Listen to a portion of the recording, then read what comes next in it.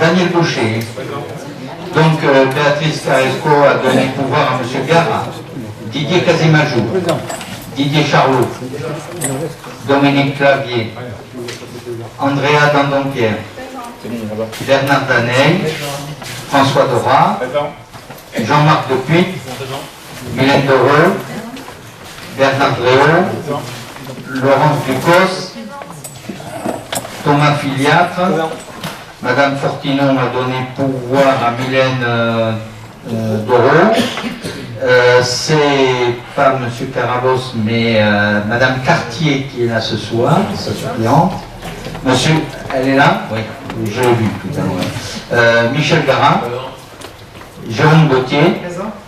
Alain Giroir. Vincent Joanneau. Pierre Laïto. Michel Atapi. Non. Corinne Hollande. Julien Le Tapon est arrivé, il devait arriver un peu en retard, mais finalement il est à l'heure. André Massieu. André Massieu n'est pas là. Bernard Mateil a donné pouvoir à Jean-Marc Depuy, c'est ça? Hein? Jean-Marc, ok. Valérie Ménoré. Jean-Bernard Papin. Frédéric Pédurand. Patricia Peigné.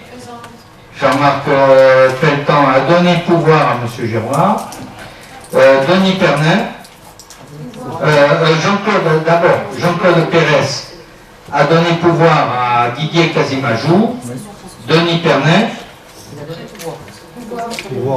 Pouvoir à qui? D'accord. Donc c'est ça qu'il faudra marquer. Oui. Voilà. Sylvie Porta. Présente. Alain Kérens. Présent. Pascal Rappé. Présent. Audrey Rénal a donné pouvoir à Vincent Joanneau. Denis Rennes. Marline Rideau a donné pouvoir à M. Papin. C'est ça. Françoise Sabatier-Querel. Jean-Patrick Soulet. Je crois qu'il y a eu un truc. Mais il a donné pouvoir, on vient de recevoir, il a donné pouvoir à M. Dora. Alors, donc pouvoir à M. Dora, comme quoi la technologie, hein, quand ça veut rouler. Et Aline Téchonnet. Qui a donné pouvoir. Qui a donné pouvoir hein?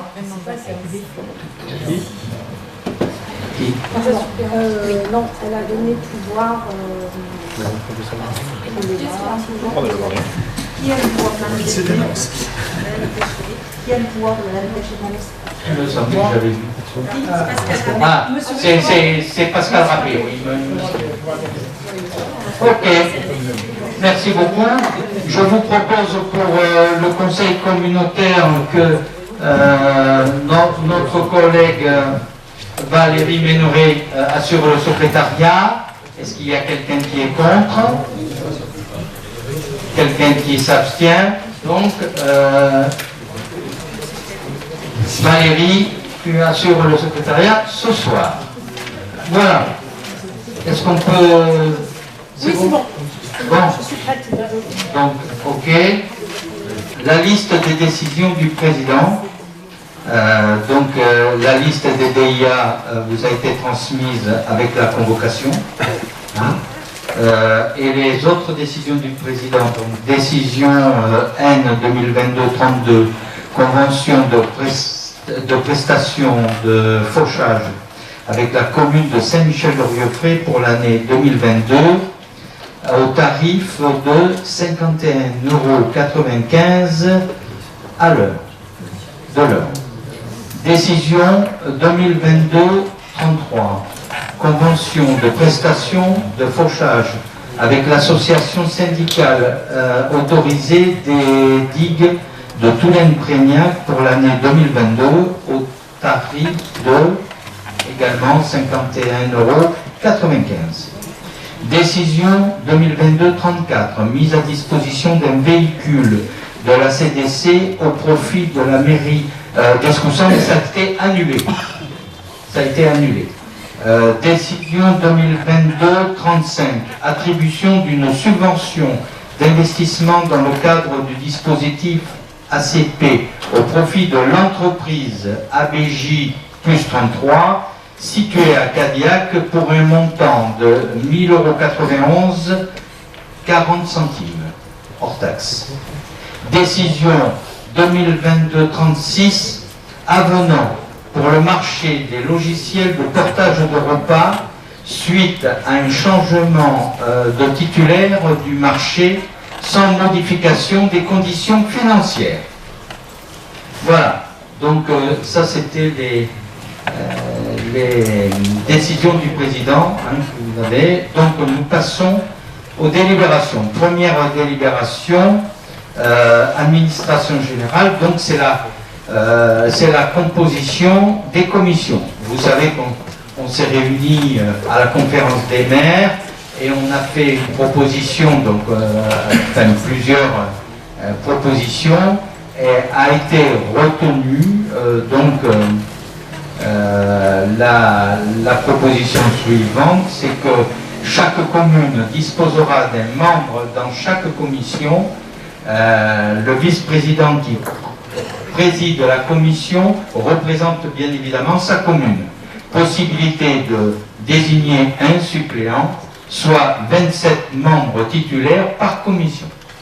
Voilà. Est-ce que quelqu'un souhaite intervenir sur le sujet? Non? Donc je vous propose de voter pour cette première délibération. Donc vous prenez vos petits boîtiers.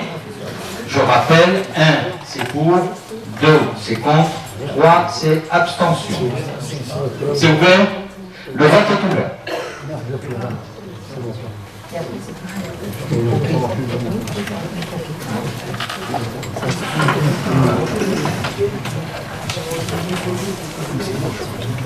Vous n'avez pas besoin de faire le c'est bon. Monsieur Laïc. Voilà. Donc, le vote est clos.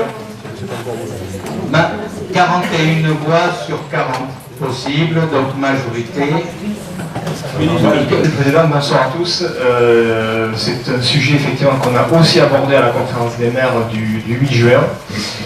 On part on part sur du concret, vous me direz, sur un plan de mobilité simplifié, donc une étude portée par le CEREMA, qui va commencer dès début juillet, le 4 juillet exactement, avec à l'échelle de 4 communautés de communes, Convergence, Sud-Gironde, Bazas et le Réoli. Voilà, donc c'est un sujet dont on a parlé assez souvent. On sait qu'il y a des attentes. Alors, ils ne vont pas partir de rien parce qu'effectivement, on avait déjà mené une étude avec le pôle territorial quand on a décidé de prendre, ou non en tout cas, la compétence mobilité. Donc il y a cette première étude-là qui avait donné un certain nombre de pistes à explorer. Le Réolais avait déjà fait aussi une étude en 2020-2021. En tout cas une partie de l'étude, et Langon avait aussi fait une étude préopérationnelle en 2017. Donc ils ne vont pas partir de rien, ça va aider aussi sur le programme Petite Ville de demain. L'idée effectivement sur ITER avait mis en avant des enjeux de mobilité importants, participer à l'amélioration de l'accessibilité du pôle métropolitain bordelais, valoriser les polarités structurantes du territoire, développer les conditions favorables au déplacement de proximité et réviser et affirmer les offres de transport et de mobilité à destination des publics vulnérables. Donc, Nouvelle-Aquitaine Mobilité, on va en parler dans la délibération suivante, avait mis en avant des communautés de communes, enfin des bassins de mobilité dont on faisait partie, Sud-Gironde, Convergence et la Réole, mais aussi nous a dit, même si Bazas n'a pas pris la compétence, nous a dit que ce serait bien de mener l'étude ensemble. Donc à la fin de la délibération, vous avez le montant de l'étude qui s'élève à 36 270, avec des subventions à hauteur de 60%, l'État 35, la région 25, à hauteur de 21 762, et un reste à charge qui sera réparti de façon égale de 14 508, et donc pour chaque CDC, nous en aurons pour 3 627. C'est une étude qui va nous servir et pour le PLUI et pour les différents travaux qu'on fera après, que ce soit sur la mobilité du quotidien ou la mobilité aussi touristique. Étude qui doit normalement donner ses conclusions au premier trimestre 2023, avec évidemment tout un plan d'action qui devra être mis en avant, et après il y aura donc des choix à faire sur les investissements futurs. Voilà. J'espère que c'est assez clair. Des questions? Oui?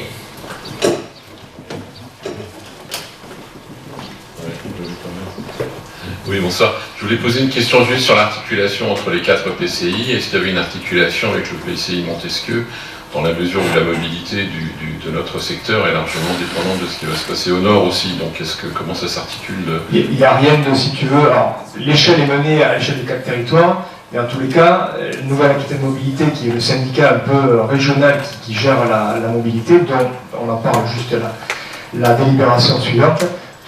Il n'y a pas, c'est très poreux entre les différentes études. Montesquieu mène aussi une étude, donc c'est très poreux, et l'idée c'est qu'il y ait vraiment des liens entre le territoire sud-Gironde, au sens très large, et la métropole. Donc obligatoirement, Montesquieu sera mis dans la boucle. Ils le sont d'ailleurs avec l'étude mobilité sur le schéma régional de voie verte. Ils seront de toute façon invités à chaque comité de pilotage, mais il y aura évidemment des échanges avec les comités de communes voisines. Ok, merci. D'autres questions? Oui? Oui, donc c'est pas une question, c'est une remarque qui va toucher, en ce qui concerne l'ensemble des délibérations quasiment. Je vais m'abstenir sur l'ensemble des délibérations de ce soir, parce que je trouve compliqué quand on a une vie personnelle, professionnelle, enfin, voilà, de pouvoir prendre en compte, de pouvoir prendre connaissance de tous les documents. Il y a énormément de documents. J'aimerais bien qu'un jour, j'ai déjà posé la question, j'aimerais qu'un jour on arrive à trouver une solution. Alors je sais bien, vous allez me dire que vous êtes dans le cadre légal, qu'il n'y a pas de souci, mais qu'on puisse vraiment avoir le temps de regarder les annexes des délibérations. Voilà. Donc je vais beaucoup m'abstenir ce soir. C'est pas vis-à-vis de cette délibération particulièrement, mais sur l'ensemble des délibérations, parce que je n'ai pas eu le temps de prendre connaissance des pièces jointes des annexes. Merci. Merci. D'autres interventions? Non. Je vous propose de voter. Donc le vote est ouvert. Voilà. Le vote est clos. Donc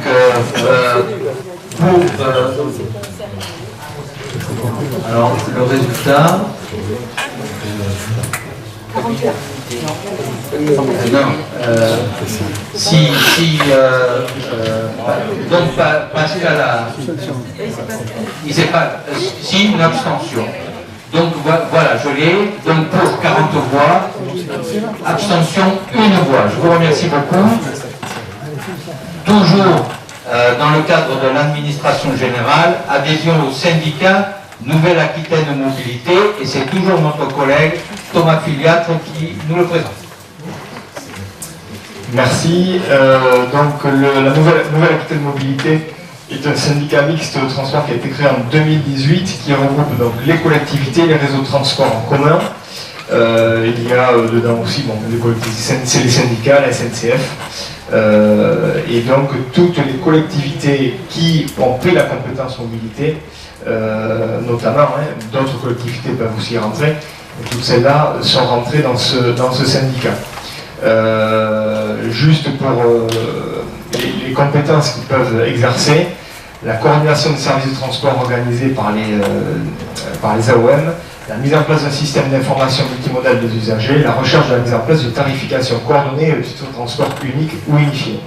L'idée derrière, c'est à l'échelle de toute l'Aquitaine, d'avoir en gros un titre de transport où on pourrait par exemple partir de Séronce, arriver à Bordeaux, prendre, et avec le même ticket ou la même carte, prendre après le tramway, pourquoi pas prendre une navette fluviale si on veut, et d'unifier tous les tarifs pour qu'on ait des tarifs vraiment le plus bas possible. Et donc c'est toute l'idée de mettre autour de la table collectivité, métropolitaine ou hors métropole, et les autres collectivités, mais aussi tous les syndicats, la SNCF, etc. Voilà. Donc il faut qu'on y soit, je pense que c'est important d'être dans ce syndicat, il faut donc nommer un titulaire et un suppléant. L'adhésion est de 5 000 € à l'année. Voilà. Et on proposait alors que j'y sois en tant que titulaire et que Alain soit en tant que suppléant. On est plusieurs à suivre cette question de la mobilité, qui est une question importante et qui prendra certainement beaucoup plus de place dans les années à venir. On est pour le moment effectivement avec le président Alain et Vincent à traiter ce sujet-là. On a fait un certain nombre de réunions déjà, que ce soit en interne et aussi auprès de la sous-préfecture et avec les autres territoires. Donc on va essayer en tout cas d'être le plus présent possible pour être au courant de toutes les décisions qui se prendront. Voilà. Le but c'est que vraiment la métropole ne soit pas enclavée et qu'elle s'ouvre vers les autres territoires. Merci Thomas. Des questions? Non. Donc je vous propose ouverture de vote. Oui, c'est bon. Le vote est clos. Donc pour 39, 2 abstentions. Nous passons à la délibération numéro 4. Numéro 4, qui concerne l'approbation du contrat régional de développement et de transition 2023-2025 Sud-Gironde avec la région Nouvelle-Aquitaine, et rapporteur, le premier vice-président Dominique Clavier. Alors c'est un scoop, il faut que je le lis. C'est pas ça que j'avais travaillé.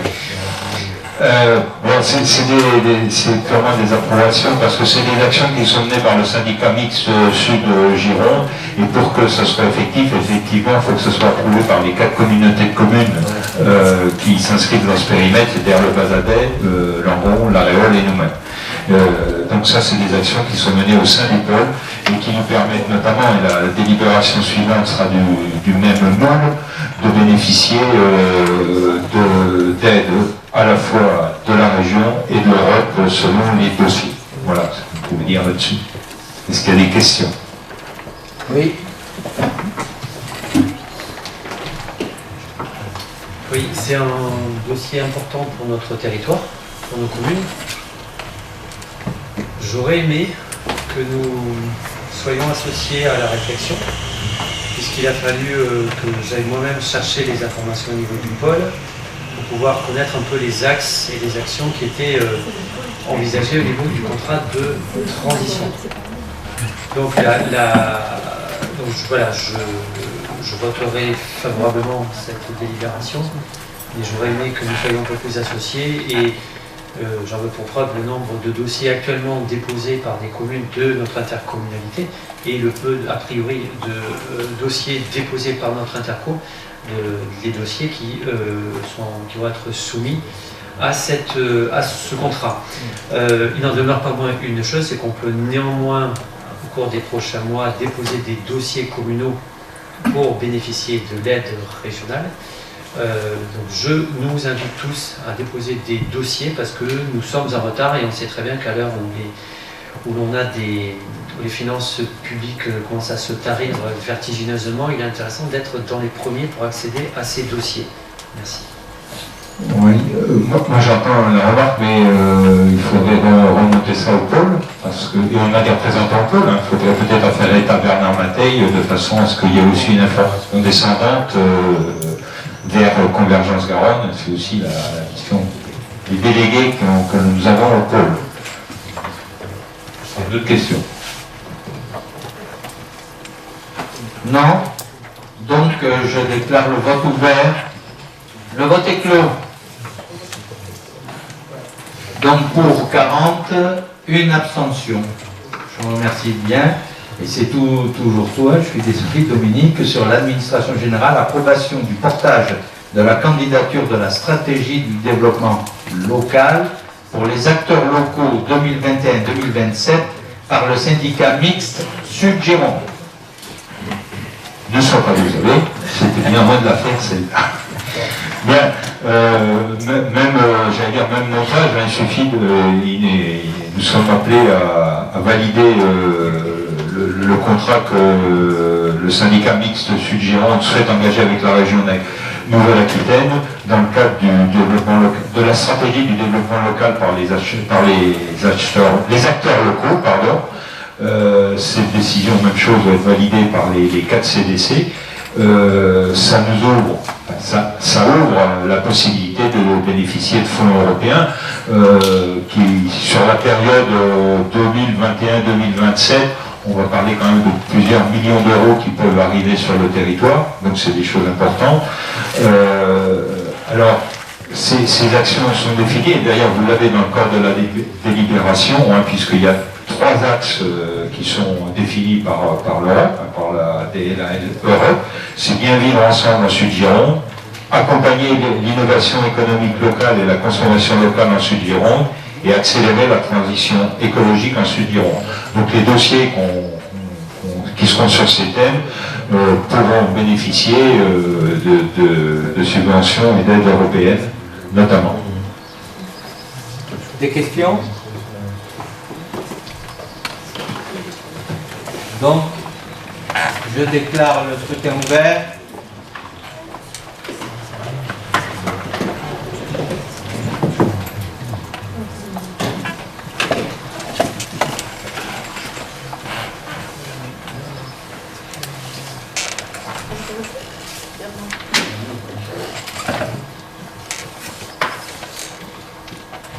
Voilà, le scrutin est clos.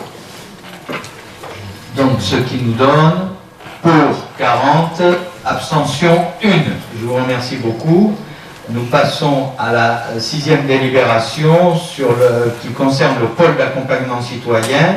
Et c'est une demande d'autorisation d'ouverture de postes de travaux d'intérêt général pour les services de réseau de lecture publique, l'environnement et le PGD. Je donne la parole à ma collègue de droite, Sylvie Porta.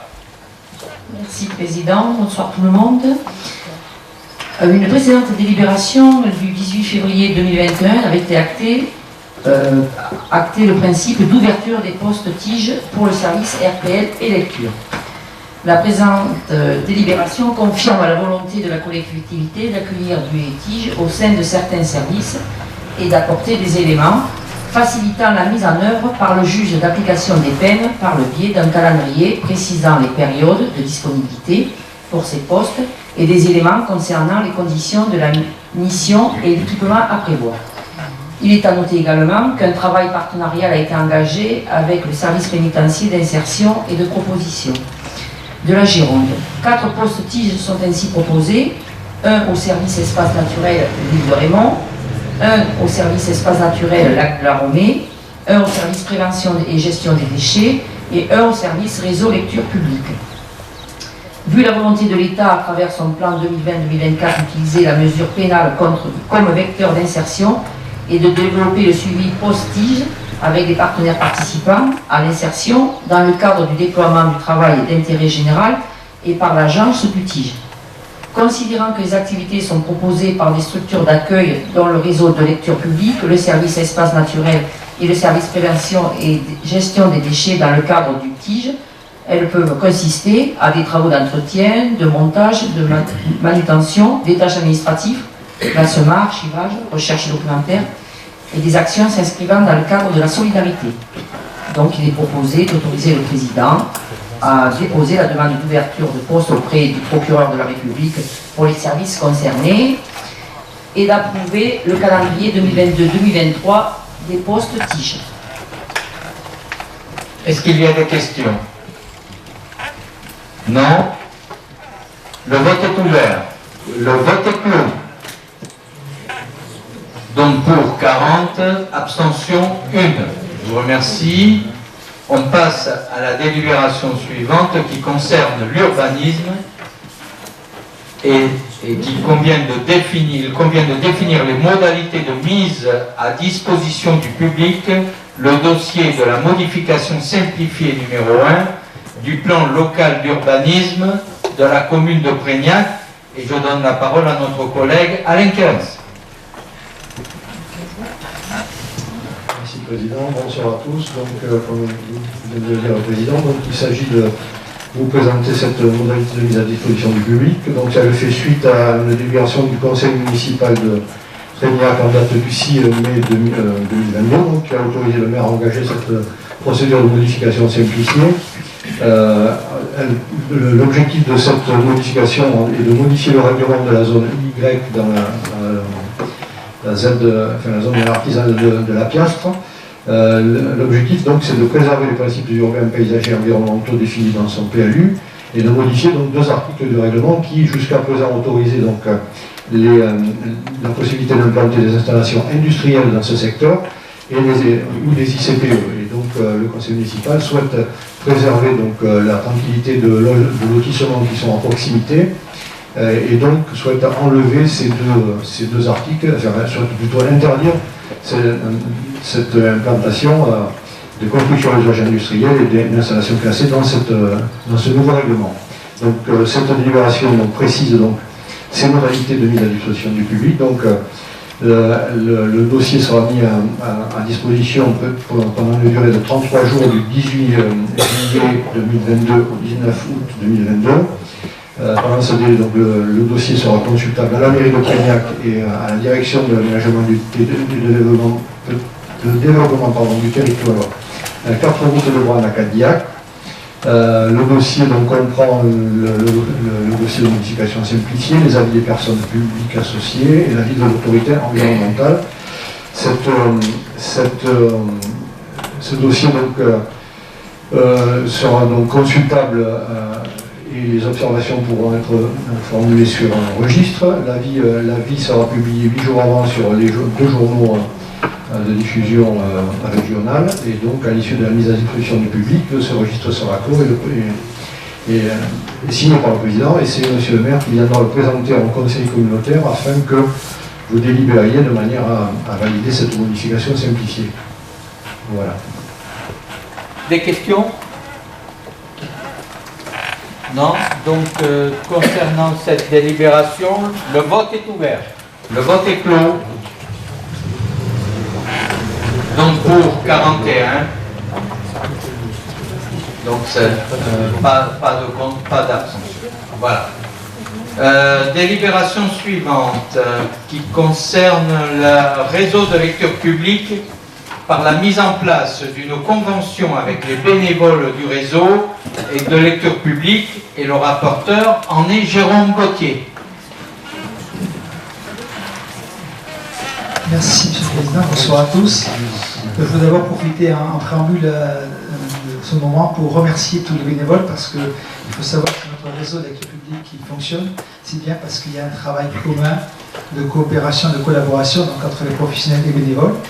Simplement, donc, les bénévoles, il est important qu'ils y encadrent, ce qui n'avait pas jusqu'à présent de façon officielle. D'où l'idée et la nécessité même de mettre en place cette convention donc, avec les bénévoles dans le cadre du réseau de lecture publique. Donc des définitions, je ne sais si vous avez lu la convention, mais les missions sont les suivantes. L'accueil des usagers dans le aux heures d'ouverture, les renseignements opérations de prêt, donc les retours documents et les réservations qui vont avec, le rangement des documents, la participation aux suggestions à l'achat de documents, la participation à des animations avec le coordinateur, plus exactement la coordinatrice de l'action culturelle, la réalisation d'animations, l'accueil de classes dans les différentes bibliothèques, et après le retour de documents avec le réseau dans le cadre du réseau de Bibliogéron. Donc l'idée, encore une fois, c'est de mettre une charte donc, de droit de devoir en partenariat donc, entre les professionnels et les bénévoles. Il faut savoir que cette charte, et je remercie Florent Robert et moi qui a piloté le dispositif, donc elle a été élaborée justement en collaboration entre les uns et les autres pour qu'on puisse se partager le mieux possible par les uns et les autres. Donc, il s'agit simplement d'acter la mise en place de cette convention ce soir. Est-ce qu'il y a des questions? Non? Donc, le vote est ouvert. Le vote est clos. Ça peut arriver. Donc, ça va. On a le nombre pour 40 abstentions. C'est juste.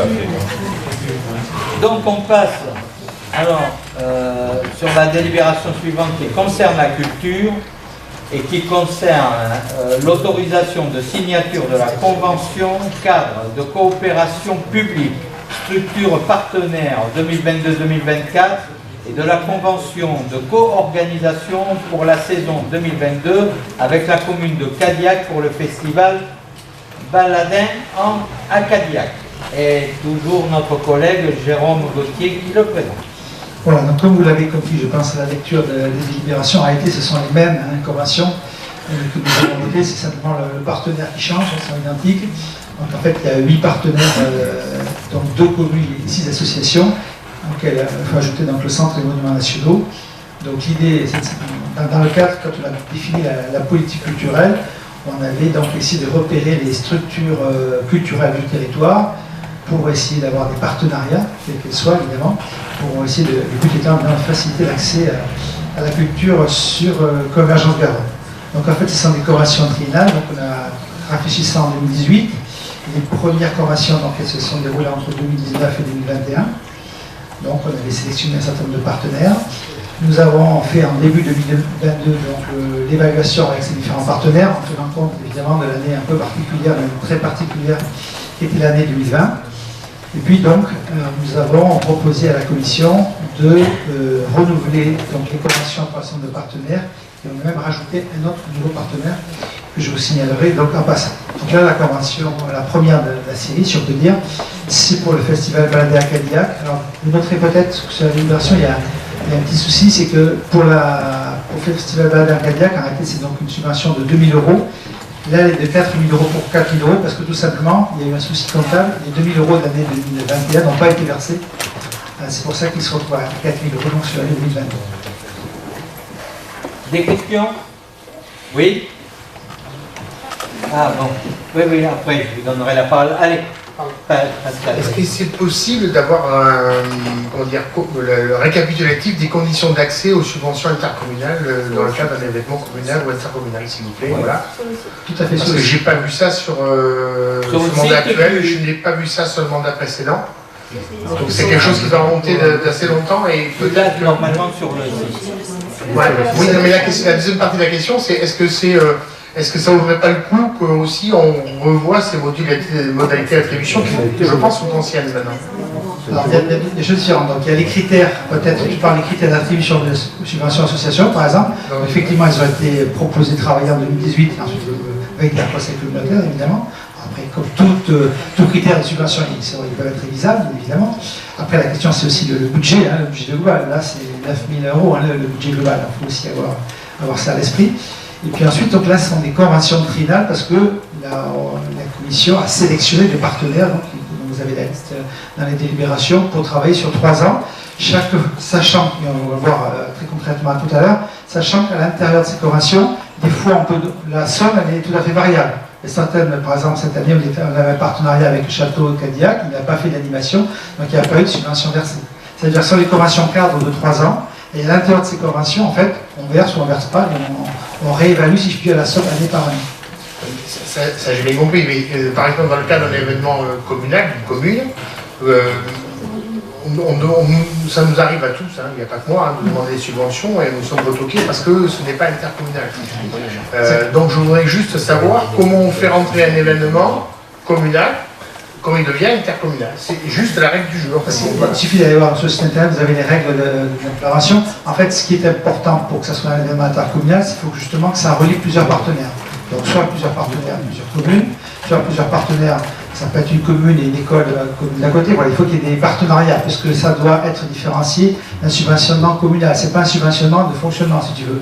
C'est un subventionnement sur un projet. Et encore une fois, les critères, ils sont en ligne, ils ont été votés par le conseil communautaire. Il suffit d'aller sur le site internet. Merci. La collègue, oui.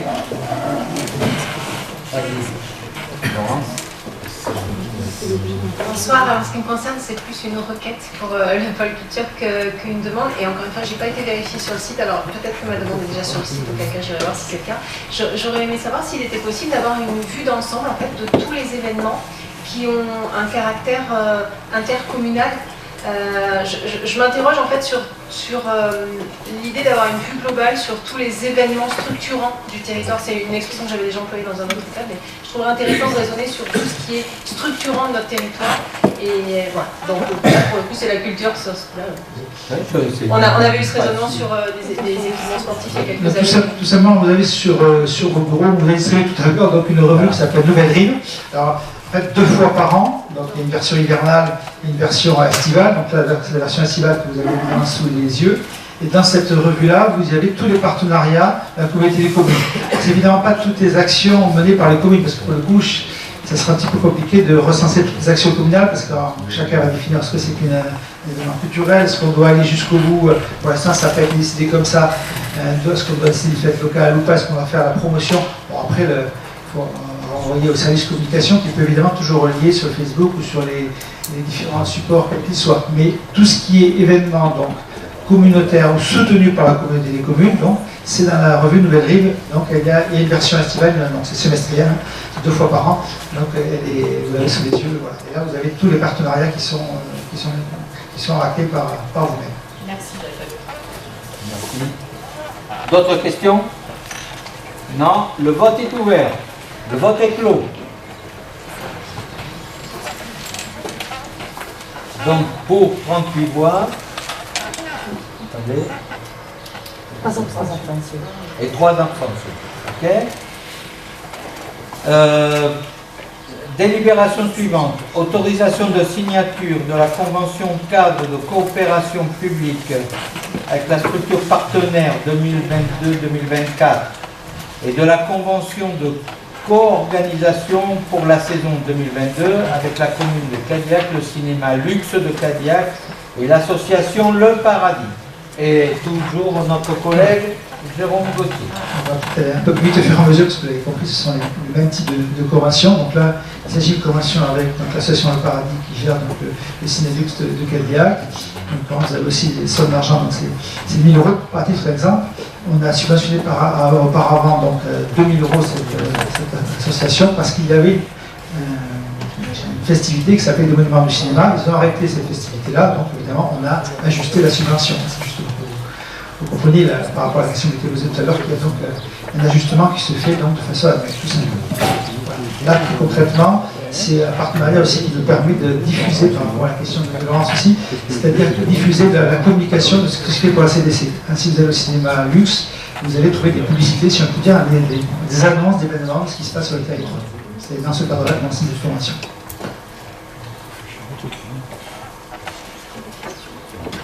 Il y a des questions? Des questions?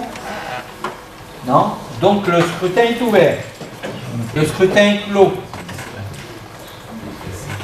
Donc pour 38, 3 abstentions. Toujours dans le cadre de la culture, autorisation de signature de la convention cadre de coopération publique de structure partenaire 2022-2024 et de la convention de co-organisation pour la saison 2022 avec la commune de Podensac pour le festival Côté Jardin. Là où il y a la c'est avec le château de Cadillac. Évidemment, encore une fois, elles sont sans toutes. On a oublié la honte, je crois, avec le château de Cadillac. Donc ça, c'était juste pour l'information. D'accord, excusez-moi. Donc, je vous affiche donc à l'écran les éléments sur le site où vous avez donc le règlement de l'intervention pour la commission culture. Et la programmation, la revue que vous avez sous les yeux, que vous avez aussi sur le site. Donc partenariat suivant, on va un petit peu archiver si vous voulez bien, donc c'est Centres monuments nationaux, ça demande donc Château de Cadillac, là aussi donc une convention, passage donc par exemple, par rapport à ce que j'ai dit il y a quelques instants, c'est une convention cadre qui nous permet d'intervenir pendant les 3 années s'il y a un projet. Par exemple, pour l'année 2022, il n'y a pas de projet en direct, donc il n'y aura pas d'argent versé pour l'année 2022. Ok. Des questions? Non? Le scrutin est ouvert. Le scrutin est clos.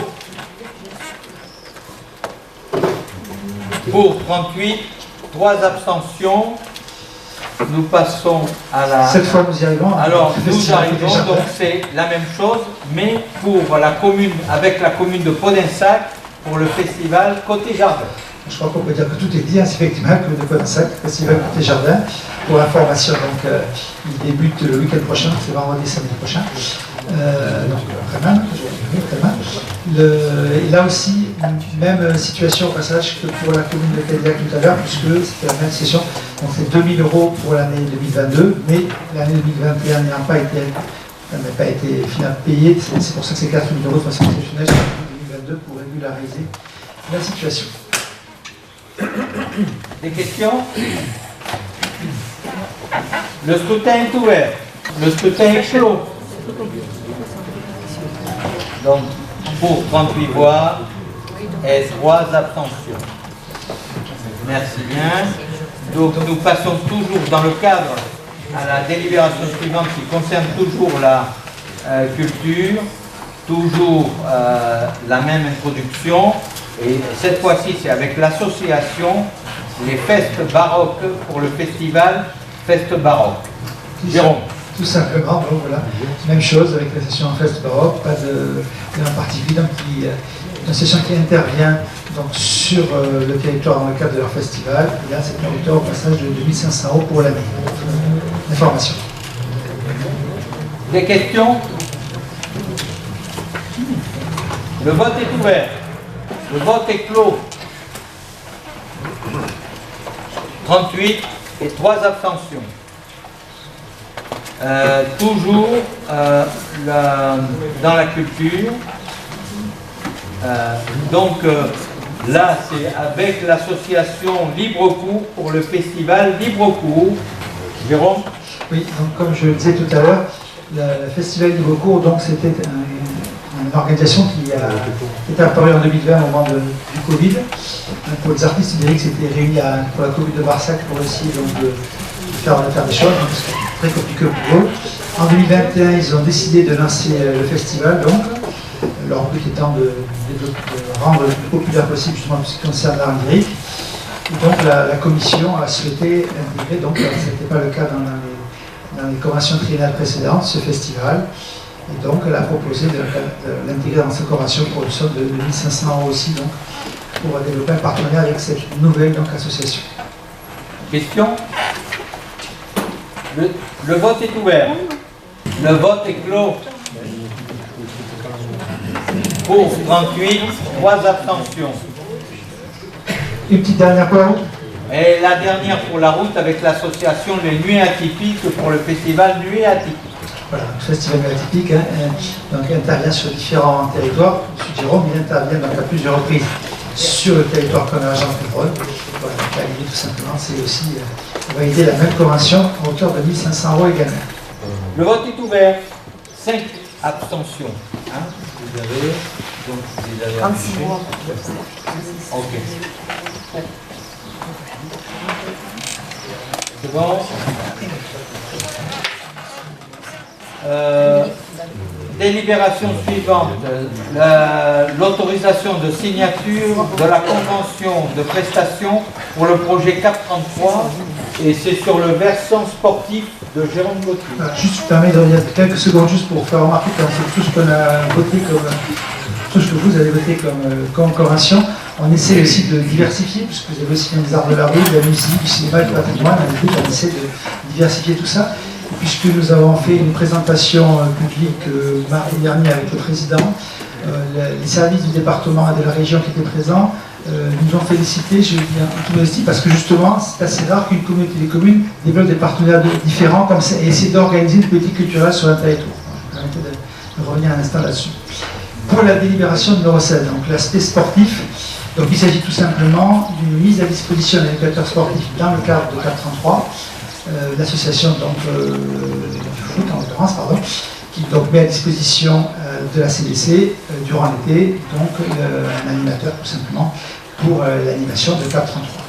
Et juste je rajoute pour en finir, passage, il y aura donc le 27 juillet, il y a une animation sur le territoire dans le parc Chaval, donc à Podensac, et vous serez tous conviés, puisque pour vraiment, on fait à un moment donné, si vous voulez, avec tous les élus, une fois dans l'été, pour que vous puissiez vous rendre compte un petit peu des animations. Si vous êtes disponible, vous serez évidemment les bienvenus.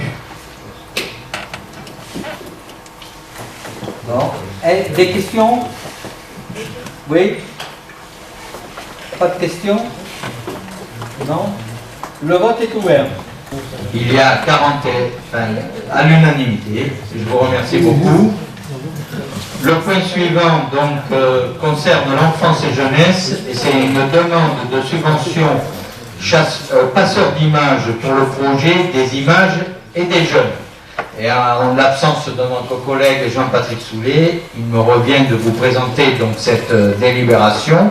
Alors pour rappel, effectivement, passeur d'images est porté par le ministère de la Culture et il met en place des projets d'action culturelle à visée cinématographique et audiovisuelle en direction des jeunes et qui peuvent être éloignés pour plusieurs raisons d'un environnement cinématographique et audiovisuel. Il allie deux actions complémentaires, le voir au travers de la diffusion et le faire au travers de la pratique, puisqu'ils sont amenés à faire des prises de vue. Le projet mis en place dans ce dispositif répond à des objectifs précis, notamment la lutte contre la discrimination, l'éducation à l'image, la sensibilisation de la diversité culturelle. Voilà. Je précise en plus que dans ce dispositif s'ajoute le cinéma plein air, le festival du court métrage et le Pixel Fest, que vous connaissez puisque ça fait quand même quelques années qui sont mis en place par notre collectivité et qui touchent un public très nombreux, je peux le témoigner. Donc la subvention demandée est de 3 500 €, le reste à charge pour la collectivité est de 5 882 € TTC, déjà inscrit sur le budget du plage. Est-ce que quelqu'un souhaite intervenir sur le sujet? Donc je vous propose de voter. Le vote est ouvert. Le vote est clos. Pour 40, abstention, 1 voix.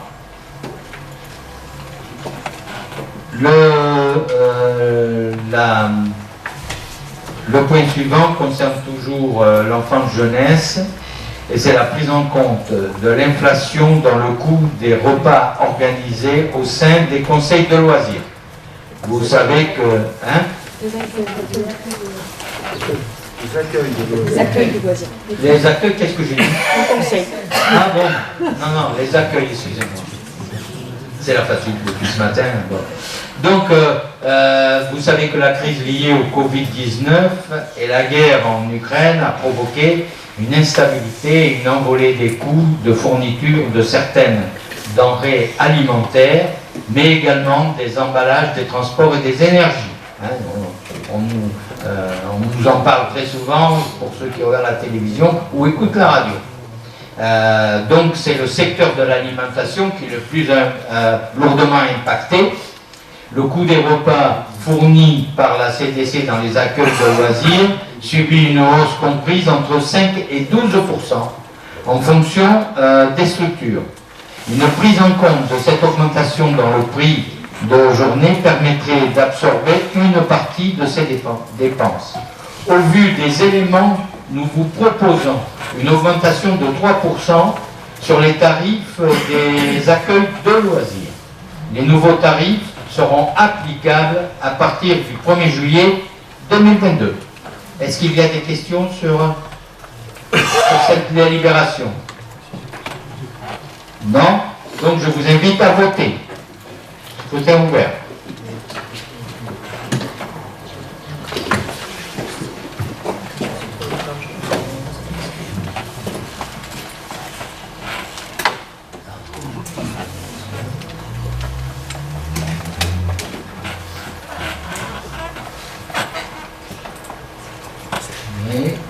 Voilà.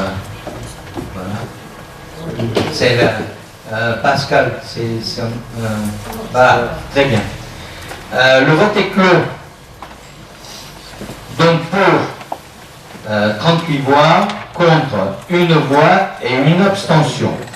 Je vous remercie beaucoup. Attendez. 12 abstentions. Oui, 2 abstentions et 1 voix. D'accord, excusez-moi. Donc, toujours dans le même registre, les enfants, enfance et jeunesse, indemnisation exceptionnelle des prestataires de restauration. La crise sanitaire, donc, dans ce contexte, la société Ensemble a sollicité la CDC pour faire face aux difficultés qu'elle rencontre dans l'exécution du marché, dont elle est titulaire pour les accueils de loisirs de Cadillac et Rions. En mars 2022, le Premier ministre a rappelé les règles de la théorie de l'imprévision et a rappelé qu'à prestations identiques, les prix des marchés sont inchangeables. Cette même circulaire précise qu'une indemnisation peut être déterminée au vu des justificatifs comptables fournis par le titulaire du marché. Il doit être en mesure de justifier d'une part son prix de revient et sa marge au moment de la remise de l'offre et d'autre part ses débours au cours de l'exécution du marché. C'est ainsi que la société Ensemble a sollicité pour l'accueil de loisirs de Rions une indemnité de 0,42 € sur le couvert enfant et de 0,59 € pour le couvert adulte. Pour l'accueil de loisirs de Cadillac, une indemnité de 1,04 € couvert enfant et 1,32 € couvert adulte. Pour la période du 1er janvier au 31 mai, le montant s'élève à 2309,49 €. Le projet de convention prévoit que cette indemnisation est versée sur le nombre de repas délivrés pour la période du 1er janvier au 31 août. En septembre, la cause de réexamen du marché permettra de réviser les prix unitaires. Donc, si même une fois révisé, le titulaire démontre que les prix applicables ne permettent pas de rétablir l'économie du contrat, alors les deux parties conviendront des modalités de prolongation de la présente convention. Voilà. Donc on est amené avec Ensemble à aborder cette problématique-là. Donc on a ça veut dire qu'on a une augmentation. Hein. On a convenu parce que par contre ils nous ont fourni tous les éléments apportant la preuve effectivement qu'ils avaient été impactés par l'ensemble des produits. Voilà. L'annexe était dans la convention. Voilà. Et vous avez dans votre convocation normalement en annexe, les annexes qui justifient cette augmentation. Est-ce qu'il y a des questions concernant ce? Oui, Michel. Vincent, excusez-moi. Ouais. J'ai du mal à être ensemble avec Ensemble. Oui. Parce qu'en fait, je ne conteste pas la décision de l'État de pouvoir indemniser les entreprises, les fournisseurs qui sont soumis à ces règles. Il n'en demeure pas moins que pour moi il y a un problème de méthode. Il y a actuellement, je fais juste une petite sortie, il y a un contrat, un marché commun qui est porté par la communauté de communes pour la fourniture des repas écoles maternelles et élémentaires de Cadillac et Rions. Nous avons été sollicités les deux mairies en février 2022 pour, c'est Ensemble qui nous a sollicité pour nous faire part de l'augmentation des prix, de leur incapacité à tenir les termes du contrat. Face à l'urgence et aussi face à la situation, je vais dire à l'éloignement qu'on peut éprouver avec l'intercommunalité, nous avons, me semble-t-il, en tout cas, nous avons fait le choix de dire oui pour l'augmentation, de valider l'avenant au contrat à partir de février jusqu'au mois d'août 2022.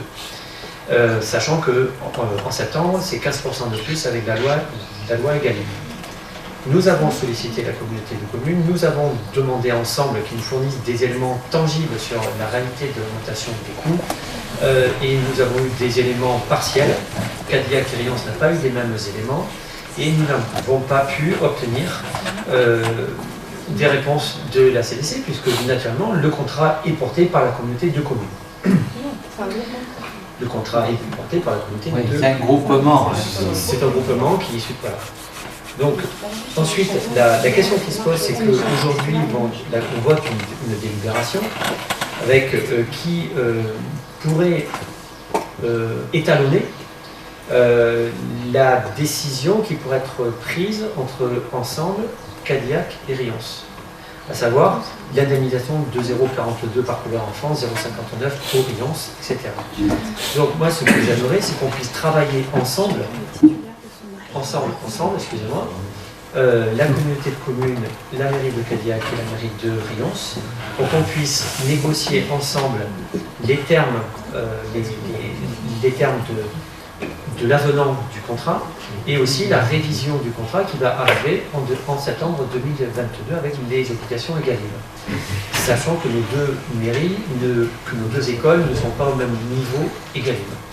Donc, ce que je souhaite, là je ne remets pas en cause la délibération, il faut qu'on travaille ensemble sur la négociation, la renégociation avec ensemble des termes du contrat de nos écoles.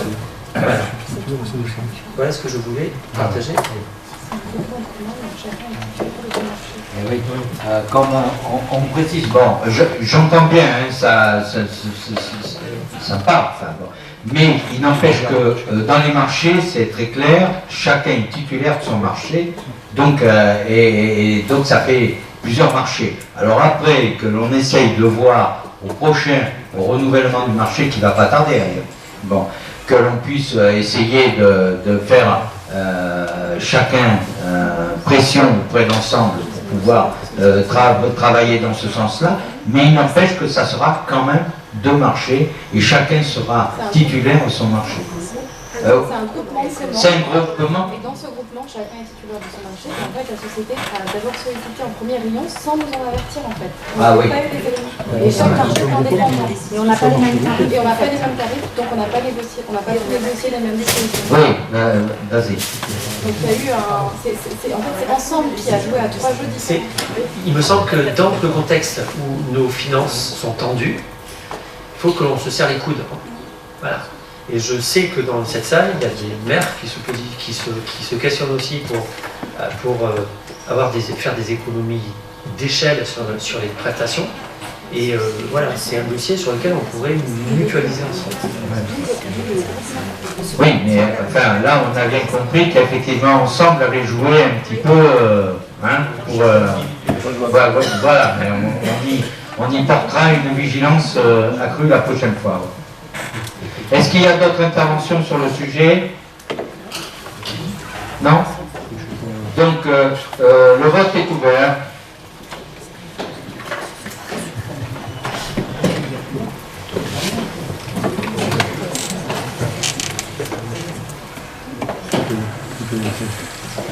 Le vote est clos. Je vous remercie.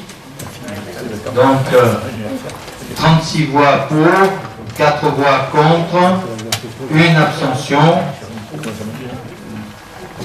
On passe à la délibération suivante, qui concerne effectivement toujours l'enfant-jeunesse, subvention de fonctionnement des multi-accueils avec la société éponyme. Alors, ce qu'on faisait avant, si j'ai bien compris, donc on globalisait un petit peu. Maintenant, on doit décliner structure par structure. C'est pour ça que vous avez effectivement les subventions de fonctionnement et les montants par multi-accueil qui sont sur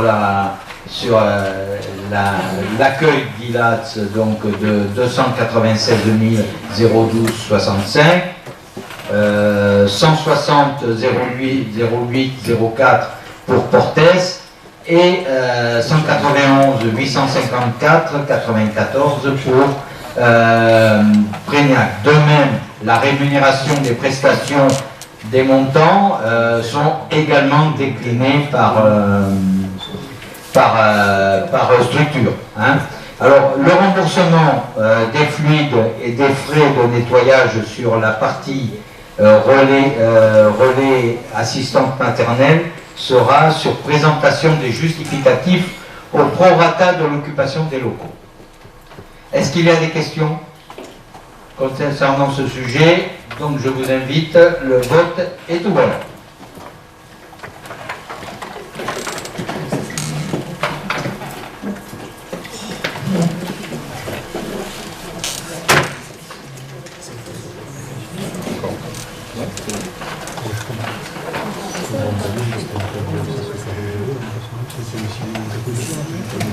Le vote est clos. Je vous remercie. Donc 40 voix pour et une abstention. Nous passons à la délibération suivante qui concerne le tourisme. Et par la mise en place d'un tarif exceptionnel de redevance d'autorisation du domaine public dans le cadre de l'animation du port de Cadillac-sur-Garonne et du site de l'Arremée, emplacement restaurant.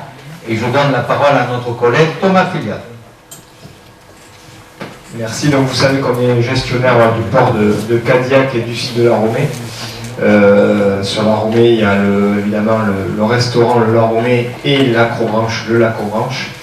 Et donc, dans le cadre, on s'est travaillé évidemment avec le service environnement. Et dans le cadre de la compétence tourisme, on a souhaité mettre en place une offre de petite restauration, snacking, food truck, débit de boissons, glaciers par exemple, marché producteur, mais le marché producteur ça existe déjà sur Cadillac, qui viendrait compléter l'offre touristique présente dans un objectif global d'amélioration de l'attractivité. Donc sur le port de Cadillac, c'est vrai qu'on part de rien. Donc on ne sait pas du tout si ça va marcher, donc c'est vraiment une expérimentation. Le but est d'essayer en tout cas de faire revenir les gens vers le fleuve. Ça se fait évidemment en complément avec les balades fluviales, que je vous conseille d'ailleurs de faire si vous voulez cet été. Il y a notamment des élus ici qui feraient des balades commentées historiques, mais c'est très bien, ça a été travaillé à Langon. Et la première balade a été assez positive, donc j'espère que ça va continuer. Mais l'idée, c'est vraiment de valoriser ce port de Cadillac et de faire pareil sur le site de l'Arremée. Sur l'Arremée, il y a un petit souci qu'il y a eu. Donc on a su en mars 2022, on a fait un audit de sécurité sur le bâtiment du restaurant. Et donc on a dû renoncer à la réouverture de ce restaurant. Donc on attend des chiffrages cette année pour se positionner, pour savoir s'il est faisable de refaire un restaurant à cet endroit-là. En tout cas, cet été, on sait que l'Arremée, ce lac est très fréquenté l'été. C'est ce qui explique la différence de prix entre les deux. On a essayé un peu de regarder ce qui se faisait sur les territoires voisins, sur l'Angoiran notamment, qui utilise ces quais. Et donc, il faut évidemment qu'il y ait déjà convention aussi avec la mairie. Donc, on a rencontré la mairie à plusieurs reprises. Et donc, on a fixé les tarifs donc, sur le port de Cadillac à 12 € TTC par jour pour l'utilisation, sur l'Arremée à 20 €. 20 € c'est expliqué parce qu'ils utiliseront aussi la terrasse du restaurant. Et donc, on va dire qu'il y a un service supplémentaire qui est apporté sur l'Arremée. C'est des tarifs qui sont... On fait partie des tarifs là assez bas. Le but n'est pas d'effrayer les professionnels, mais de plutôt les faire venir. Notamment un glacier sur l'Arremée, ça serait assez positif. Jessica de l'Office de Tourisme a déjà en off essayé de contacter un peu les prestataires avec qui ils travaillent et certains seraient intéressés pour revenir. Voilà. Donc il faut qu'il y ait quand même une convention avec ces personnes. Voilà. Des questions? Donc je vous invite à voter. Le scrutin est ouvert.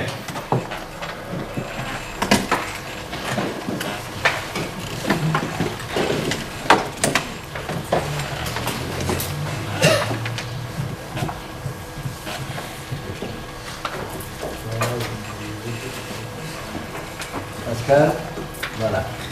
Le scrutin est clos. 40 voix pour, 1 abstention. Toujours dans le cadre du tourisme, modification de la délibération fixant les modalités de gestion de la taxe de séjour. Et Thomas, tu as toujours la parole.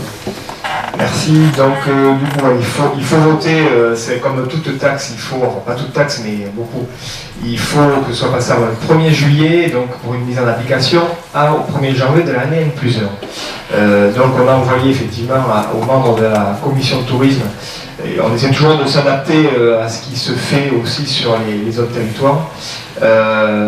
Et donc, on voulait apporter quelques modifications dans les modalités d'application. Ça permettra un meilleur suivi par les services en interne, à harmoniser aussi les tarifs avec les CDC voisines, notamment l'Entre-deux-Mers. On utilise avec l'Entre-deux-Mers le même logiciel qui s'appelle 3D West. Et donc il fallait, pour les hébergeurs qui sont adhérents aux deux offices de tourisme, c'était important qu'ils aient les mêmes tarifs. Il y a une modification. Donc vous avez on précise le calendrier de perception de la taxe de séjour, en précisant à chaque fois la période du calendrier, fixe de déclaration de perception avec une date à ne pas dépasser. Ça n'était pas dans la précédente délibération. Et il y a une modification aussi sur les coûts, qui ne sont pas des coûts très très importants, comparé à des territoires de destination touristique. La fourchette légale que vous avez, c'est une fourchette qui est fixée de son minimal et maximal qui est fixée par l'État. Et donc on propose de s'adapter aux tarifs aussi voisins. Et évidemment, il y a une taxe additionnelle départementale de 10%. Donc vous avez les tarifs sur la colonne de droite avec toutes les catégories d'hébergement sur votre gauche. Et on a juste aussi dernière modification, on a mis un loyer minimum à partir duquel les personnes occupant les locaux sont assujetties à la taxe séjour. On l'a mis à 1 €. Alors elle était de 15 € avant. On pense qu'il y a eu un quiproquo sur la délibération un peu avant parce que la trésorerie nous disait qu'on ne pouvait pas facturer en dessous de 15 €. Donc, il y a dû avoir un quiproquo à ce moment-là, c'est-à-dire que tout ce qui est en dessous de 15 €, on ne pouvait pas facturer une taxe séjour. Or, vous savez qu'on a un projet de faire l'aire de camping-car. Donc, l'aire de camping-car, c'est à peu près 8-9 € par nuitée. Donc, on était en dessous du seuil. C'est-à-dire que ces personnes-là n'auraient pas payé de taxe séjour, ni même ceux qui passent une nuitée sur les bateaux. Donc, l'idée est de mettre ce seuil minimal à 1 €, de s'aligner aussi par rapport à ce qui se fait dans les autres territoires. Voilà. Il y a aussi des personnes exonérées et vous avez la liste en fin de délibération. Des questions? Oui?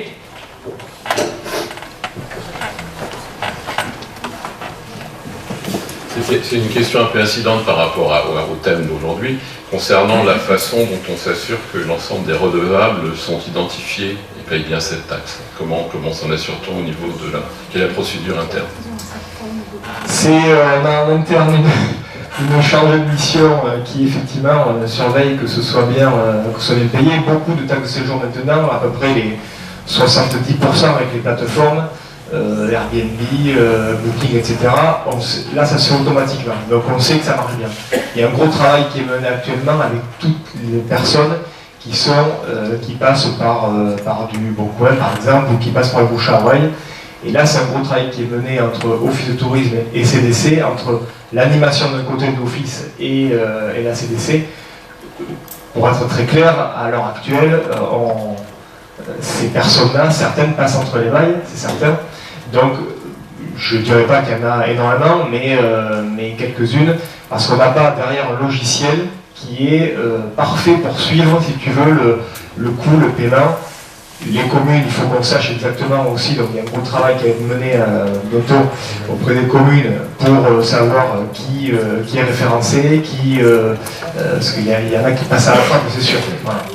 Oui, non, justement, c'est une question que je voulais poser par rapport aux communes, parce qu'a priori, on connaît pas mal le territoire, et donc les gens qui louent, donc on peut certainement aider à compléter ce fichier. J'avais posé une question, moi, il y a quelques temps, concernant un établissement situé à Prégnac, je vois que tu souris, qui s'appelait Château-Fort, je voulais savoir où on en était par rapport à la taxe. Alors, ils ont reçu effectivement 2 courriers, je les ai relancés. Tu sais que Château-Fort, c'est un groupe national et qui paye la taxe séjour dans d'autres endroits. Exactement. Et donc, ils doivent revenir vers nous très rapidement. Je les ai encore eu la semaine dernière parce que c'est parti, évidemment, c'est pas resté sur le secteur, c'est parti au service de direction. Et donc, ils reviennent vers nous très rapidement. Mais s'il faut enclencher une procédure, elle sera enclenchée. Ok, merci. D'autres questions? Juste une remarque. Oui.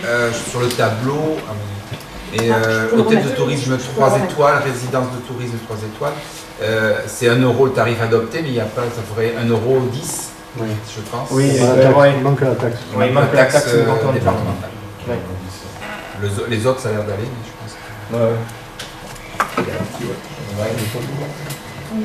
On va corriger. Ok, on va corriger ça. Merci pour votre... Bon, s'il n'y a pas d'autres questions, j'ouvre le vote. Donc 40 voix pour, 1 abstention. Je vous remercie.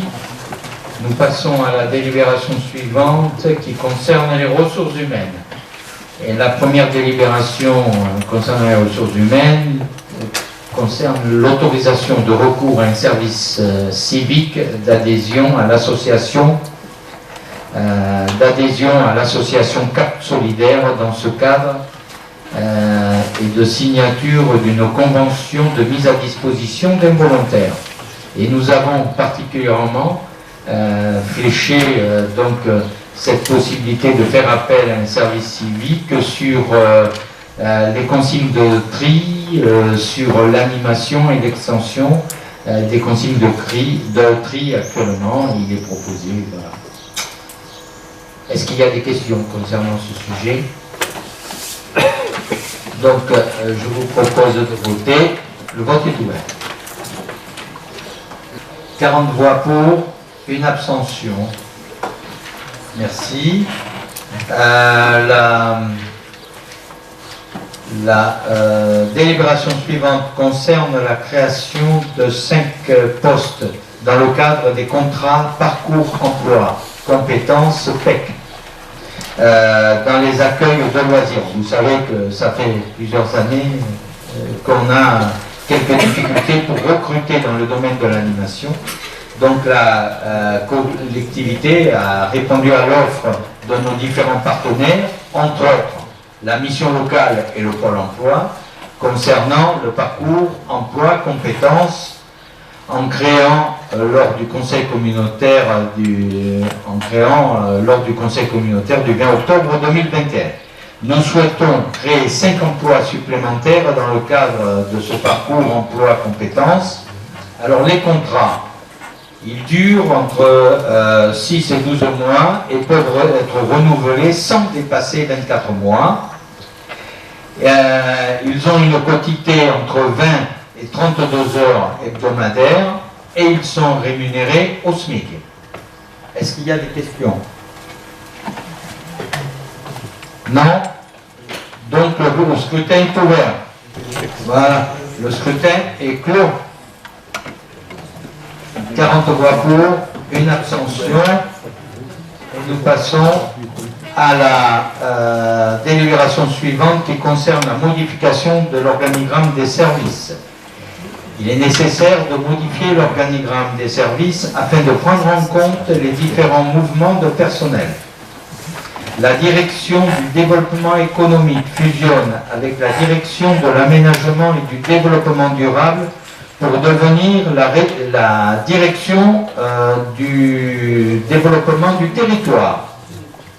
La direction des ressources humaines, finances, juridiques est renommée direction de ressources avec la suppression du poste d'adjoint à la direction, à la directrice ressources. Ensuite, nous avons la direction vie locale est renommée direction vie à la population. service à la population, excusez-moi. Une clarification sur les postes de chargés de coopération a permis de rattacher les anciens coordonnateurs, un au chef de service animation jeunesse, une au service petite enfance, une au pôle d'accompagnement citoyen et enfin une au secteur des services à la population. Est-ce qu'il y a des questions concernant ce sujet? Je rappelle quand même que cette modification a été validée en comité technique. Oui, juste un commentaire, pas une question. Moi, ce que je veux dire, c'est qu'effectivement, cette modification d'organigramme, c'est jamais que la régularisation de ce qui est en place depuis quelques semaines et qui est issue de deux choses différentes. Effectivement, on a parlé de postes qui ne sont pas fournis, de difficultés qu'on a dans le recrutement, et d'autre part, la volonté de contracter nos dépenses en essayant d'optimiser au maximum. Pour autant, moi je considère que la situation n'est pas figée et qu'en fonction de notre évolution, on sera sans doute amené à certains moments de faire évoluer cet organigramme.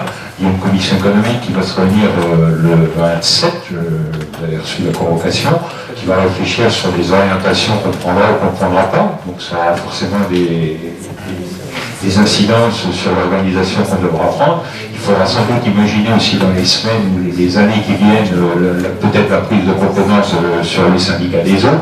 Donc je veux dire, l'organigramme, c'est pas une chose qui est figée. Donc là, on a une structure à date qui nous permet de fonctionner. On est en observation et on l'adaptera à chaque fois pour que nous ayons la meilleure réponse possible pour faire nos objectifs. Merci Dominique, oui, ça demande toujours une actualisation, hein. C'est important qu'on soit au plus près, effectivement, du fonctionnement de notre collectivité. Donc, s'il n'y a pas d'autres interventions, j'ouvre le vote. 40 pour, une abstention, je vous remercie beaucoup. Modification du tableau des emplois et des effectifs, je m'excuse, mais ça va être un petit peu long, là. Donc on a des modifications qui ont toujours été aussi validées en CT. Donc sur la filière administrative, des missions de la directrice du développement économique et directrice du développement du territoire à compter du 1er juillet 2022, le poste d'attaché territorial catégorie A à temps complet. Des missions de l'assistant à la direction de l'aménagement et du développement durable en assistant administratif au service environnement et prévention et gestion des déchets à compter du 1er juillet 2022, poste d'adjoint administratif territorial catégorie C à temps complet. Suppression d'un poste d'attaché territorial catégorie A à temps complet, directrice de l'aménagement et du développement durable à compter du 1er juillet 2022. D'un poste de rédacteur principal de première classe, catégorie B, à temps complet, adjoint à la directrice des finances juridiques à compter du 1er juillet 2022. D'un poste d'assistant administratif, catégorie C, en charge des finances, sur le grade d'adjoint administratif territorial à temps complet le 1er juillet 2022, suite à un départ en mutation. D'un poste d'assistant de ressources humaines sur un grade d'assistant administratif territorial catégorie C à temps complet pour une réorientation des missions au 1er juillet 2022. Création d'un poste d'assistant animateur France Service sur le grade d'adjoint administratif territorial catégorie C à temps complet à compter du 1er juillet 2022, filière technique, suppression d'un poste d'adjoint d'entretien des locaux sur le grade d'adjoint technique territorial de catégorie C à 20/35e. Si la rupture est prononcée le 17 juin 2022 à compter du 1er juillet 2000... Quoi? Ça a été signé là. Bon, il a été signé, oui, 17, ouais. À compter du 1er juillet 2022. On l'applique, hein, c'est ça. Donc ça, c'est une suppression. Suppression d'un poste d'auxiliaire de puériculture de classe supérieure de catégorie B à temps complet à compter du 1er août 2022. Filière animation, modification des postes de coordinateur jeunesse. Hein? Quoi? Non. D'un poste de coordinateur jeunesse transformé en chargé de coopération enfance, jeunesse, famille. Cadre d'animateur principal de deuxième classe de catégorie B à temps complet à compter du 1er juillet 2022.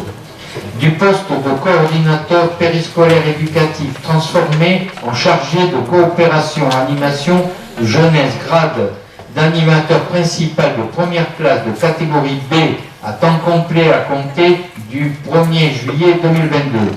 Du poste de coordinateur petite enfance transformé en chargé de coopération petite enfance, grade d'animateur principal de deuxième classe de catégorie B à temps complet à compter du 1er juillet 2022.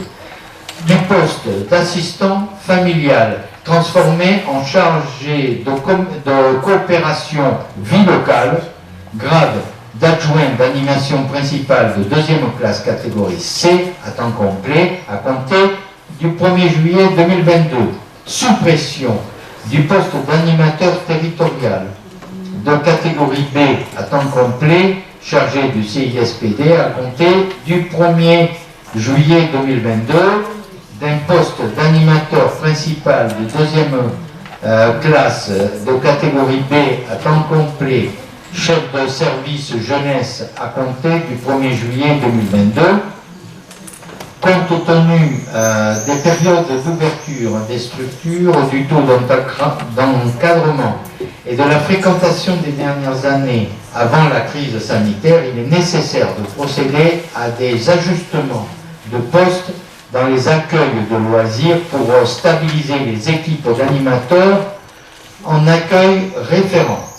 Filière animation, suppression des postes d'adjoint d'animation territoriale à temps non complet sur une quotité de 16/35e, occupée par un agent titulaire à compter du 31/8/2022, création d'un poste d'adjoint d'animation territoriale à temps non complet sur une quantité de 22/35e à compter du 1er juillet 2022. Pôle Est, c'est-à-dire Bégueil, Cadillac, Loupiac, Rion, Sainte-Croix-du-Mont, emploi permanent, animateur en accueil de loisirs sur le grade d'adjoint d'animation territoriale à temps non complet. Suppression de 2 emplois à temps non complet, quotité de 17/35e à compter du 31 août 2022. D'un emploi à temps non complet, quotité de 16/61/35e à compter du 31 août 2022, et d'un emploi à temps non complet, quotité de 11/71/35e à compter du 31 août 2022.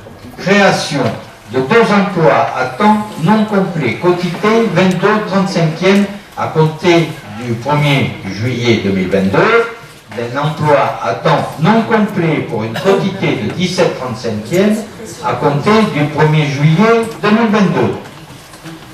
Pôle Nord. Non, vous inquiétez pas, ça ne va pas se refroidir. Pedinsac, Portes Virolade, emploi permanent d'animateur en accueil de loisirs sur les grades d'adjoint d'animation territoriale à temps non complet. Suppression. Oui, mais il faut que je le lise, oui, parce qu'il faut que les gens l'entendent. De 5 emplois, je sais que c'est un peu rébarbatif, mais c'est... Voilà, il faut que je vous le dise. Voilà, mais c'est moi, je vous verrai après. de 5 emplois à temps non complet, quotité de 17,35e à compter du 31 août 2022. Création de 5 emplois à temps non complet, quotité de 22,35e à compter du 1er juillet 2022. Et nous arrivons au pôle sud, qui est meilleur, l'Andiras Brignac-Serrance, emploi permanent d'animateur en accueil de loisirs sur les grades d'adjoint d'animation territoriale à temps non complet, suppression de 5 emplois à temps non complet, quotité de 17,35e à compter du 31 août 2022, d'un emploi à temps non complet, quotité de 14,65e, 35e à compter du 31 août 2022, de 5 emplois à temps non complet, quotité de 14,47, 35e à compter du 31 août 2022, et de 5 emplois à temps non complet, quotité de 5,50, 35e à compter du 31 août 2022. Création de 5 emplois à temps non complet, quotité de 25,35e à compter du 1er juillet 2022, de 2 emplois à temps non complet, quotité de 17,35e à compter du 1er juillet 2022, d'un emploi à temps non complet, quotité de 11,94, 35e à compter du 1er juillet 2022. Et après, vous ne vous direz pas qu'on colle au tableau des effectifs. Hein. Voilà. Je peux vous dire que c'est mis à jour tout ça. Voilà. Donc, est-ce qu'il y a une collègue qui va intervenir sur le sujet? Non, mais je crois que vous avez tous bien compris. Donc, j'ai bien récité ma leçon. Et je vous invite à voter, chers collègues. Oh, t'aurais pu me donner la voix, ça veut dire. En tout cas, je te remercie quand même. Donc, on passe au règlement intérieur. Donc, on a été amené à actualiser le règlement intérieur qui n'avait pas été harmonisé depuis un bon moment. Alors, donc, je dois dire que là, à ce niveau-là, on a fait un gros travail.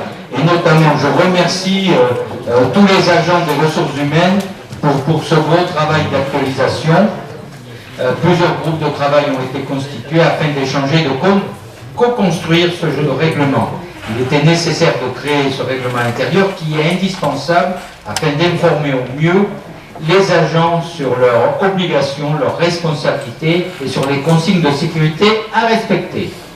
Voilà. Donc vous avez été aussi destinataire de ce règlement intérieur que je ne vais pas vous lire.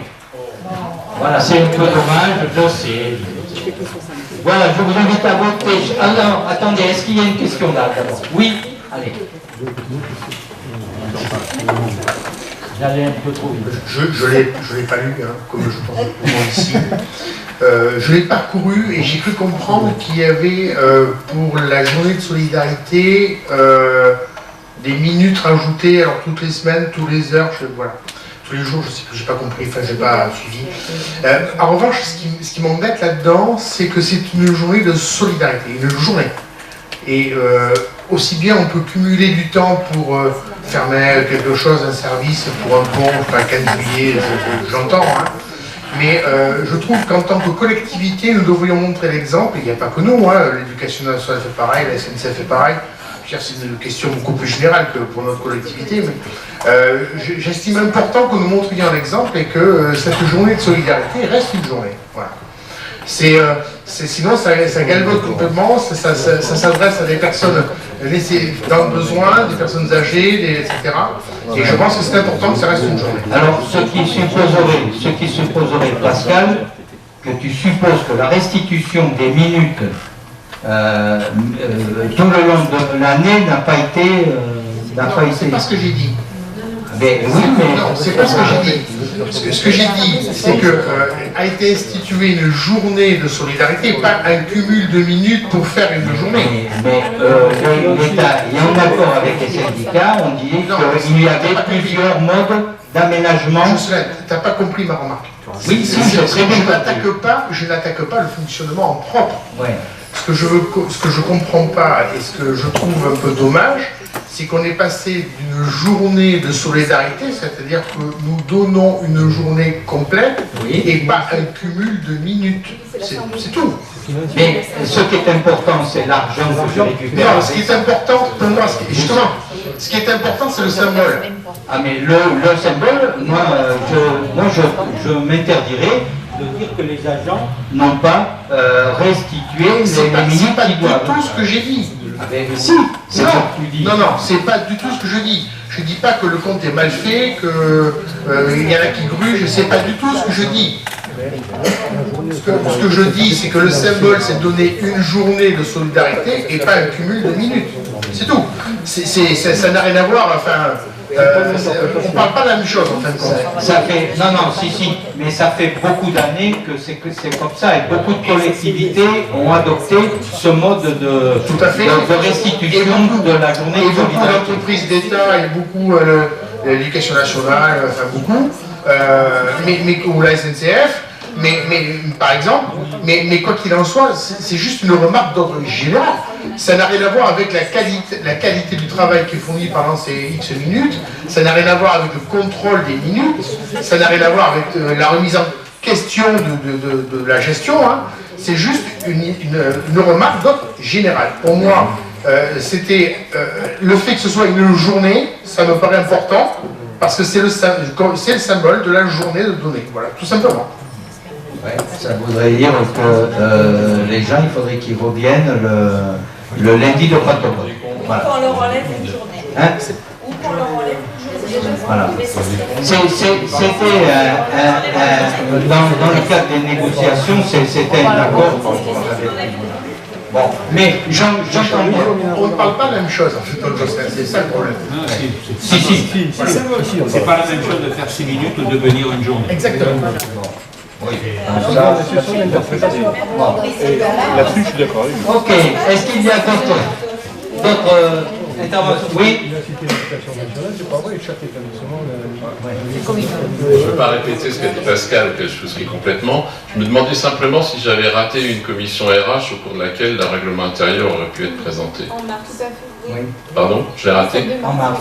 En mars, bon, donc je l'ai raté. C'était une question ouverte, c'était pas une question. On l'a refait. Merci Michel. Bon, est-ce qu'il y a d'autres questions? Non? Donc je vous invite à voter, chers collègues. Donc 36 voix pour et 5 abstentions. Le point suivant, alors attendez. Ouais. Donc le budget, hein, c'est le budget sur le sport. Le budget annexe, c'est la modification du compte administratif. Donc là, pour 44 €, je suis obligé de sortir et passer la présidence. Donc je vous propose de passer la présidence au premier vice-président, Dominique Clavier. Est-ce qu'il y a de l'opposition par rapport à ça? Donc je laisse la parole et la présidence à mon collègue Dominique Clavier et je me retire. Merci Président. Je vous remercie de m'avoir confié les pouvoirs. Ça ne semble pas très confortable par les temps qui courent. On va quand même le faire. Donc effectivement, il s'agit d'une modification du compte administratif. Les services financiers de la comptabilité publique à La Réole ont identifié une erreur de 44 € sur un titre qui a été émis sans TVA, il en fallait une. Donc il faut qu'on régularise cette somme. Alors pour faire cette régularisation, il faudra pas moins de 3 délibérations. Donc on va, oui, 3 délibérations, la sortie du président.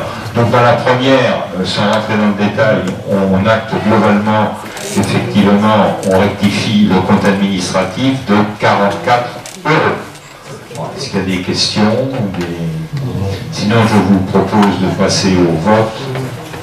Donc 40 voix pour, ne prend pas part au vote, une voix. Donc c'est du président, vous pouvez dire au président qu'il revienne. Président? Ah non, je continue. Vous allez pas m'apprendre mon vécu, non? Le code administratif est modifié. Bon. Je continue. Pour une somme phénoménale. Bon, donc, maintenant qu'on a modifié le compte administratif, il faut effectivement, et c'est le même processus, modifier l'affectation des résultats, puisqu'on a réinjecté 44 euros, donc les résultats sont modifiés de 44 euros. Je suppose qu'il n'y a pas de questions sur le sujet, et je vous propose donc de passer directement au vote. Et donc, pour finir ce parcours, pour ces 44 euros, que tout soit... 44, oui, 44 euros. Dernière délibération, je vous demande d'approuver la décision modificative que l'on vient de prendre. S'il n'y a pas de questions, on passe au vote. Bien, délibération 31, c'est le budget annexe GEMAPI. On a aussi une décision modificative, puisqu'on a deux mouvements sur ce budget. On a un dégrèvement imprévu, enfin un dégrèvement par nature imprévu, puisqu'on découvre au moment où il est fait, et on ne le sait pas au moment du budget. Donc on a un dégrèvement de 641 euros. Par contre, on a un rôle supplémentaire à hauteur de 1160 euros. Donc je vous propose de régulariser ces deux écritures qui dégagent un solde positif, de l'arithmétique primaire. Est-ce qu'il y a des questions sur ce sujet? Donc, s'il n'y a pas de questions, je vous propose, le vote est ouvert. 41 voix pour. On continue. Toujours Dominique. Donc là, ça concerne le budget principal. Donc c'est l'approbation de décisions modificatives. Alors c'est un peu plus fort, donc on va rentrer dans le détail. Globalement, on a des régularisations à faire à hauteur de 59 000 euros de mémoire. Et donc c'est 59 310, pardon. Donc je vous donne les détails, sachant qu'ils sont entre guillemets financés par le poste dépenses imprévues, où vous savez que dans le budget il y avait 1 million d'inscrits. Donc on fait une mutation pour couvrir ces dépenses. Alors ces dépenses, c'est quoi? Il y a 8 400 euros qui concernent un devis de prestation de services, travaux d'entretien sur l'Acrebranche, qui n'avait pas été pris en compte au moment du budget.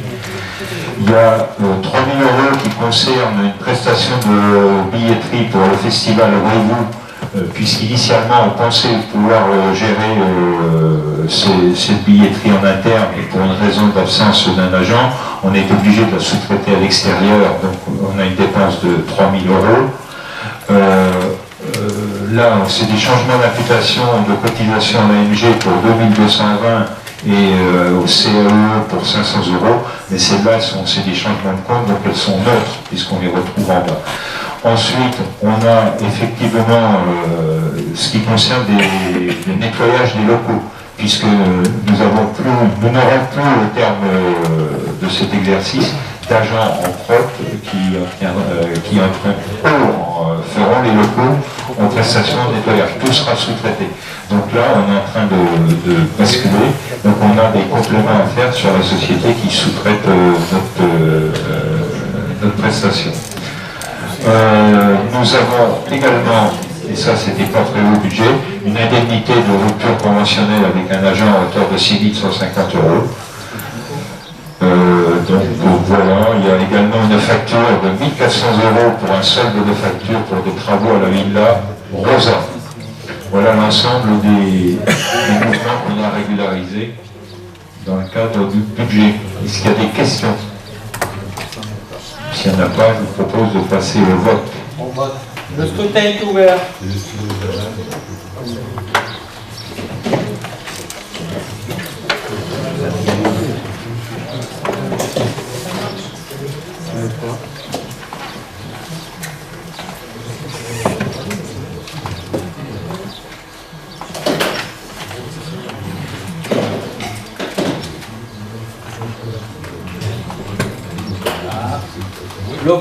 Le vote est clos. Donc 39 voix et 2 abstentions. Donc en suivant Donc nous arrivons à la 33e délibération qui concerne le marché public et un avenant au marché d'assurance sur le lot 6, l'assurance de prestations statutaires. Alors vous savez, on avait en septembre 2021 renouvelé les contrats d'assurance de la collectivité. Et nous avions pris, concernant les prestations statutaires, attribuées à CMP Assurance, qui couvrait les accidents de travail, les maladies imputables au service, les congés de longue maladie, congés de longue durée et les décès. Le décret sorti en décembre 2021 entraîne une évolution réglementaire au mode de calcul du capital d'essai versé aux ayants droit. Donc avant ce montant correspondait à 4 fois le montant fixé par le Code de la Sécurité sociale, soit 13 904 €. Désormais, il devra s'élever à la dernière rémunération brute annuelle de l'agent. Ce qui nous amène à une modification de ce contrat qui entraîne une augmentation de la prime passant de 38 737,31 € TTC par an à 62 417,46 € TTC par an, soit une hausse de 6,27 €. 6%, 27. Que fatigue. Voilà. Est-ce qu'il y a des questions? Donc je vous propose de voter.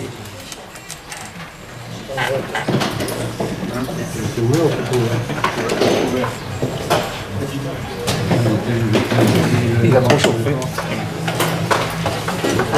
Allez. Voilà. Le vote est clos. Pour 41 voix. Et toujours dans le cadre des marchés publics, autorisation de signature de l'avenant numéro 2 au marché de prestation du nettoyage des locaux de la collectivité. Le 14 juin 2021, un marché de prestation de nettoyage de locaux a été conclu avec la société Environnement Durable et Entretien des locaux pour un montant de 572 687,64 € sur les 4 années du marché.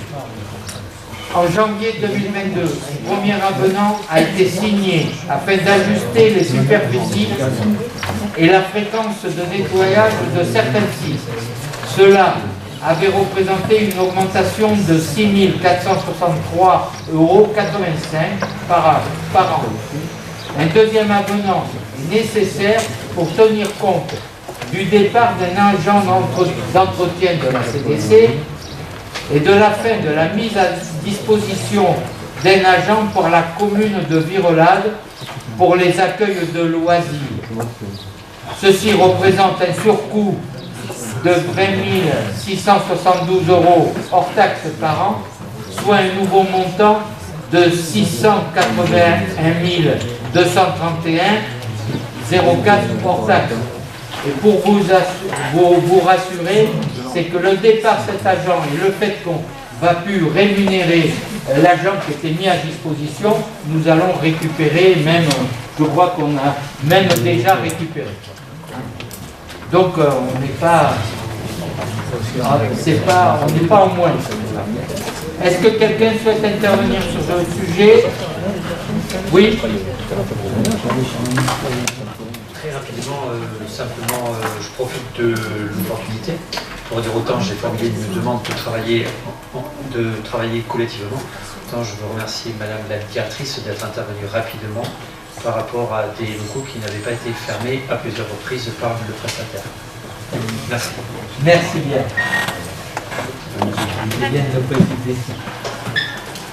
S'il n'y a pas d'autres interventions, le vote est ouvert.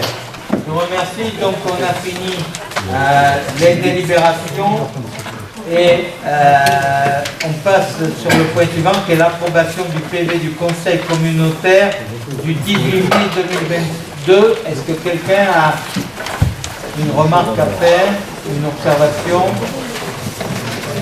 Donc je vous propose de voter l'approbation de ce PV. Le vote est ouvert.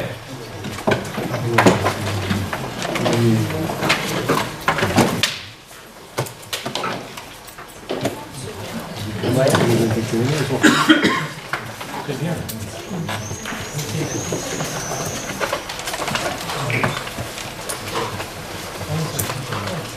Voilà, le vote est clos. Mais écoutez, chers collègues, ça a été... jamais bon, il n'y a pas eu de questions diverses de poser. Donc, je clôt ce conseil communautaire et je vous remercie, chers collègues.